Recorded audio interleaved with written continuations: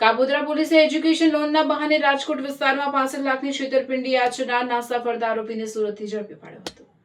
સુરત શહેરમાં મિલકત સંબંધી ગુનાઓમાં નાસ્તા ફરતા આરોપીને ઝડપી પાડવા માટે પોલીસ કમિશનર સુરત શહેર, અધિક પોલીસ કમિશનર, નાયબ પોલીસ કમિશનર તથા મદદનીશ પોલીસ કમિશનર દ્વારા ખાસ સૂચનાઓ અને માર્ગદર્શન આપવામાં આવ્યું। આ ઉચ્ચ અધિકારીઓની સૂચના અન્વયે કાપોદ્રા પોલીસ સ્ટેશનના પોલીસ ઇન્સ્પેક્ટર M.R. સોલંકીના માર્ગદર્શન હેઠળ સર્વેલન્સ ટીમ પેટ્રોલિંગમાં કાર્યરત હતી ત્યારે police sub inspector A.L. Pandya તથા તેમની ટીમને ચોક્કસ બાતમી મળી હતી કે રાજકોટ અને પોરબંદરમાં એપેક્સ ફ્લાય કન્સલ્ટન્સીના નામે એજ્યુકેશન લોન કરાવી આપવાના બહાને લાખો રૂપિયાની ઠગાઈ આચરનાર આરોપી સુરત વિસ્તારમાં છુપાયો છે। આ બાતમીના આધારે ASI રાજદીપભાઈ ગોરખભાઈ અને પોલીસ કોન્સ્ટેબલ અર્જુનસિંહ મહાવીરસિંહ સહિતના સ્ટાફે વોચ ગોઠવીને નાસ્તા ફરતા આરોપી જયદીપ મહેશભાઈ રામાણીને ઝડપી પાડ્યો હતો। પ્રાથમિક પૂછપરછમાં બહાર આવ્યું કે તે રાજકોટ ખાતે એપેક્સ કંપનીની બ્રાન્ચમાં લોન વિભાગમાં કામ કરતો હતો। આરોપીએ રાજકોટ, પોરબંદર અને જૂનાગઢના અલગ અલગ વ્યક્તિઓને એજ્યુકેશન લોન અને રીપેમેન્ટ લોન અપાવવાના બહાને વિશ્વાસમાં લઈ જુદા જુદા બહાના હેઠળ આશરે 5 જેટલા નાગરિકો પાસેથી બેંક ખાતામાંથી કુલ 65 લાખ રૂપિયા ટ્રાન્સફર કરાવી લીધા હતા। આ પ્રકારે છેતરપિંડી આચર્યા બાદ રાજકોટ અને પોરબંદર ખાતે ગુનાઓ નોંધાતા આરોપી ધરપકડથી બચવા માટે સુરત નાસી ગયો। પોલીસે તેના વિરુદ્ધ રાજકોટ ગ્રામ્યના જેતપુર સિટી પોલીસ સ્ટેશન તેમજ પોરબંદરના બગવદર પોલીસ સ્ટેશનમાં નોંધાયેલ ગંભીર ગુનાઓની ખાતરી કરી ભારતીય નાગરિક સુરક્ષા સંહિતા 2023ની કલમ 35(1) હેઠળ કાયદેસરની કાર્યવાહી હાથ ધરી છે અને આરોપીને સોંપવા માટે જેતપુર તથા બગવદર પોલીસનો સંપર્ક સાધ્યો છે। માઇનોર દીકરી જે છે એની ઉંમર 14 વર્ષ 7 મહિનાની ઉંમર છે એની એના ઉપર બળાત્કાર બાબતે એક ગુનો દાખલ થયેલો છે।